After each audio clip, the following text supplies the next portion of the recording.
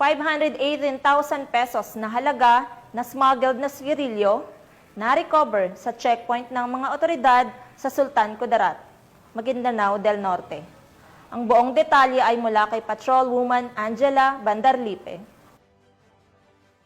Na-recover ang 518,000 pesos halaga ng smuggled cigarettes sa isinagawang anti-criminality checkpoint operations at police visibility ng mga personahe ng Sultan Kudarat PNP sa Diversion Road, Barangay Dumalungkob, Sultan Kudarat, Maguindanao del Norte nito lamang 17 ng Oktubre taong kasalukuyan.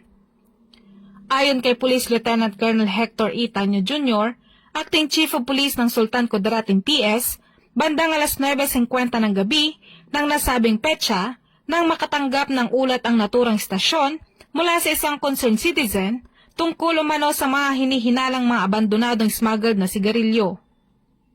Agad namang rumisponde ang mga operatiba ng Sultan Kudarat MPS at doon na-recover ang 14 na kahon ng iba't ibang klase ng umano'y smuggled na sigarilyo na tinatayang nagkakahalaga na humigit kumulang 518,000 pesos na iniwan umano sa madilim na bahagi ng nasabing lugar ng isang hindi pa nakikilalang suspect.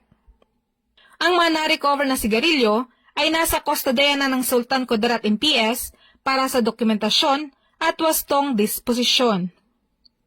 Ang operasyon ay bahagi ng kampanya kontra smuggling.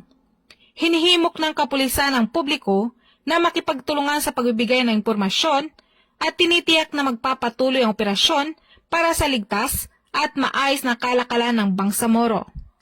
Mula rito sa Riyon ng Bangsamoro, ako ang iyong PNN correspondent, Patrolwoman Angela Bandarlipe, alagad ng batas, tagataguyod ng Balitang Pulis.